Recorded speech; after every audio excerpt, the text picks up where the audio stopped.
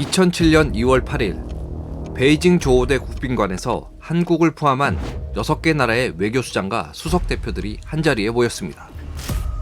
이들이 모인 주요 목적은 북한의 핵 문제를 해결하는 것.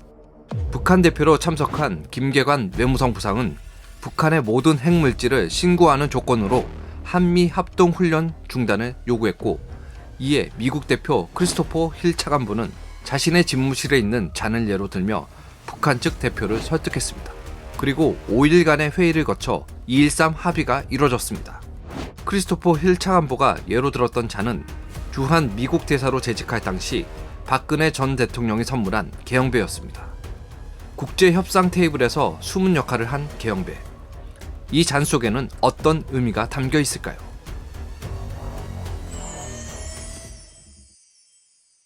조태환 씨는 한국에서 처음으로 계영배 재현에 성공한 도공입니다. 하만박물관에 들렸는데 거기에서 어떻게 책을 보다 보니까 그 계영배 자료가 있더라고, 책에. 그래서 그걸 보는 순간에 요거 한번 올라가면 내가 한번 만들어 봐야 되겠다, 그런 생각이 들더라고요. 그 기능에 대해서 굉장히 처음에 와닿더라고요. 그래서 요거 좀 만들어 봐야 되겠다. 경계할 개, 촬영, 잔배, 가득 차는 것을 경계하는 잔. 왜 이런 이름이 붙었을까요? 조태환 도공이 재현한 계영배의 술을 따라봤습니다. 잔에 술이 가득 차는 순간 모두 밑으로 새어버립니다. 딱 70%가 차 있을 때만 술이 그대로 있죠. 일반 잔과 다른 계영배의 독특한 기능입니다.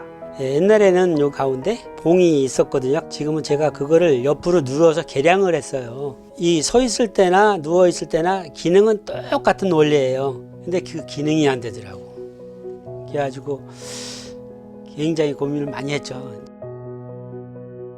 기둥 밑에 뚫린 구멍이 잔에 7알쯤 되는 부분에서 U자처럼 휘어져 바깥쪽 구멍까지 연결되는데, 술이 차면 그 압력으로 술이 새는 원리입니다. 현대 과학에서는 사이펀 원리라고 합니다. 맨 아랫부분에 구멍이 있어요. 요 구멍을 따라서 올라가서 뒤에 보면 뒤에도 약간 이걸로 연결이 돼 있거든요, 구멍이. 그래서 밑으로 해서 여기 밑에 맨 밑에 구멍으로 빠지게 돼 있어요. 사이펀은 공기압의 차이로 액체를 이동시키는 구부러진 관입니다. 대기압의 작용으로 사이펀은 물을 끌어올리고 관에 도달한 물은 중력으로 인해 아래로 떨어지는 원리입니다. 계영배는 가득을 향해 치닫는 욕심을 경계하고 적당히를 지킬 줄 아는 절제의 지혜로 옛 선조들이 곁에 두었던 잔입니다. 하지만 현재 남아있는 것이 극히 드뭅니다. 조도공은 가르쳐주는 사람 없이 스스로 풀어 계영배를 만들었고, 실패를 거듭하며 3년 만에 완성품을 내놓았습니다. 쉽지 않은 도전이었지만 사람들에게 계영배의 의미를 알려주고 싶었습니다. 과유불급이라고, 내가 욕심을 부리면 내가 가졌던 것까지 다 잃는다, 그런 이야기잖아요. 그래가지고 제가 공직에 있는 분들한테 선물도 꽤 많이 했어요. 그냥 선물한 것도 많아요.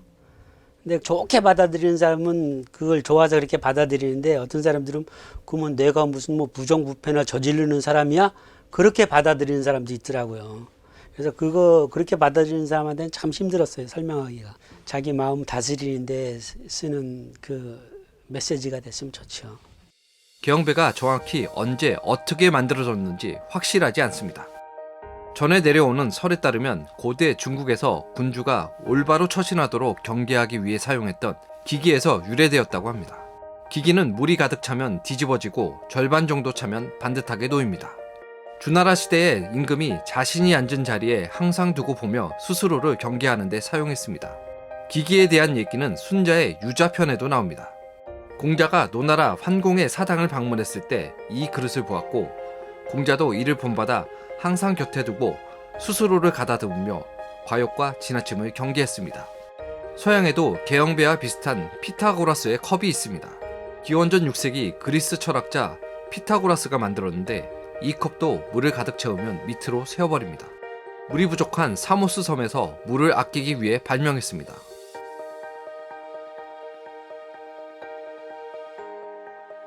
한국에서는 실학자 하백원과 도공 우명옥이 계영배를 만들었다고 전해집니다. 그 후 조선시대의 거상 임상옥에게 전해졌고 이 잔을 늘 곁에 두고 자신의 욕심을 다스리는 본보기로 삼았습니다. 재상평 여수 인중직 사형이라. 임상옥은 이 문장을 자신이 사용하던 계형배 밑에 새겨두고 과욕을 부리는 것을 경계했습니다. 넘치는 것을 경계하는 찬.